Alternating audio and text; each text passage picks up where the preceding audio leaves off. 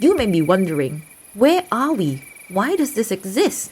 And how on earth did I, Debbie Ding the artist, get from making psychogeographical games to this point of making games? So this is a little sum up of some of the games I've made between 2019 and the present day, 2022. And what you're looking at is the inside of the game, The Legend of Debbie, which is an unreleased game that was screened mainly as a gameplay video, by which I mean I recorded myself playing it with a live commentary, like a narrator telling a story to you. And as an artist with a commercial background in interaction design and several years of teaching UI, UX and interaction design, I became interested in producing these kind of interactive experiences, such as these games in, inverted commas here that you see. And it's a bit funny, but why do I feel the need to caveat that my games are not very game-like sometimes? Maybe I'll talk a bit more about that. What are games anyway? So if you look in the dictionary, a game is a universal form of recreation, generally including any kind of activity that you do for diversion or amusement, and often it involves a situation that has a contest or rivalry. And if this was about game theory, then a game in that context refers to a set of circumstances that has a result dependent on the action of two or more decision makers, who are also known as the players. So play itself, as it's defined in things like Huizinga's Homo Ludens from 1938, describes that one of play's main features is that it has some rules that has to be followed in a visible order, and that play is also meant to evoke certain moods or emotions, kind of feeling of rapture, of enthusiasm, and maybe even tension, mirth, and relaxation that follows. I've always been hesitant to describe what I make as a traditional computer game because it usually lacks that aspect of competition or rivalry.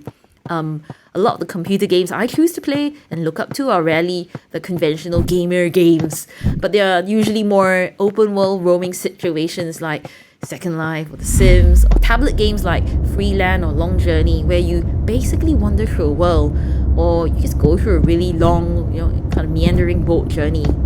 And whether or not they qualify as games in the traditional sense of a competition, they are all really about play and playfulness.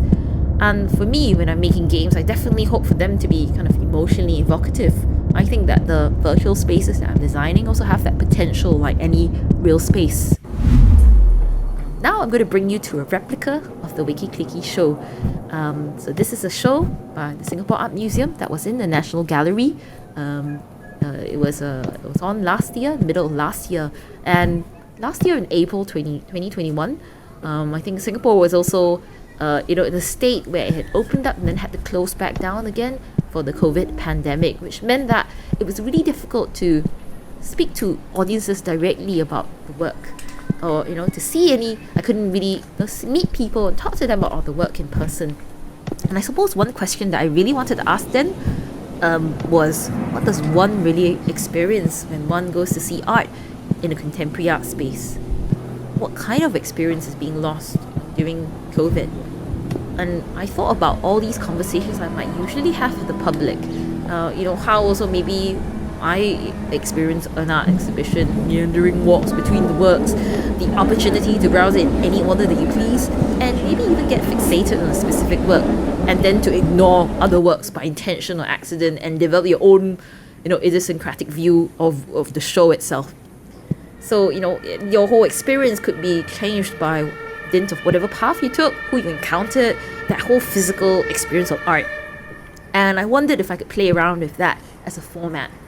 How do you navigate an art exhibition or art show? I like to think of it being a bit like a studio visit, like this table here.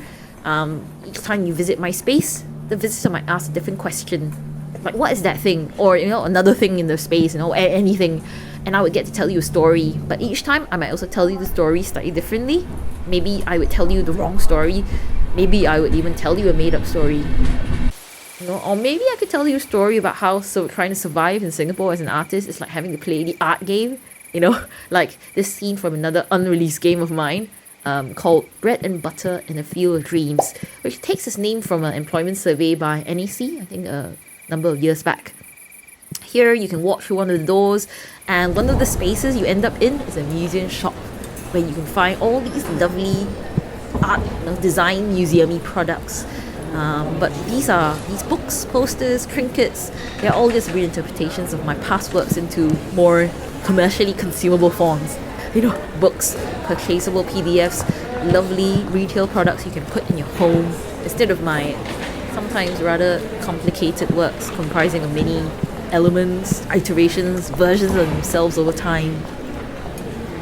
Yeah, I guess I'm drawn to making games because it's a space in which I can build a whole world and I can bring you on that journey with me, but you also still have the freedom to look away, to walk off in a different direction. You perceive that it would be free to do that at least. Let me bring you to this other world, the world of Void. So Void is a, experimental VR game that takes you on a journey through the seas at night. There's really no fixed narrative structure or pathway you have to follow. You're just on a boat sailing through the night. And I guess in terms of the game, there are things you can collect, but they're quite loosely defined goals. There are these face balls you can collect, and once you collect enough, another section of the world unlocks itself. But this is quite loosely defined. You don't have to collect the balls to enjoy this. Although you could say that the decisions you make, whether you collect balls or not, this will change the world that you're in. But for me as the designer of the game, my focus is not on the design of the game mechanics, but more of it as designing it as a conceptual experience that is very much meant to be symbolic. The journey you're undertaking here is metaphorical. For me, I was trying to capture that experience of being a mother in the early days. I think the first few months of having a baby are always rather deeply confusing. You wonder whether bringing a baby into the world is a crazy idea, whether you can afford it, or whether raising a child is sustainable for the environment. And besides being an artist, I'm also a full-time educator, and with the COVID situation, it meant that I found myself shuttling between my parents' house and my own house so that my parents would take care of baby while I was working. So, it meant that I would leave my house before the sun had risen to go to my parents' house, and then I would get home after the sun had set, again. So this game tries to capture that experience in a poetic form, There you've been given a wobbly boat and you sail between these void decks in the night, and seeing these void decks like ruins in the sea. Sometimes you see these glimmers of human faces, the baby faces in between the waters. So that's it. A little sum up of some of the games I made between 2019 and early 2022. And I look forward to also producing more in the future.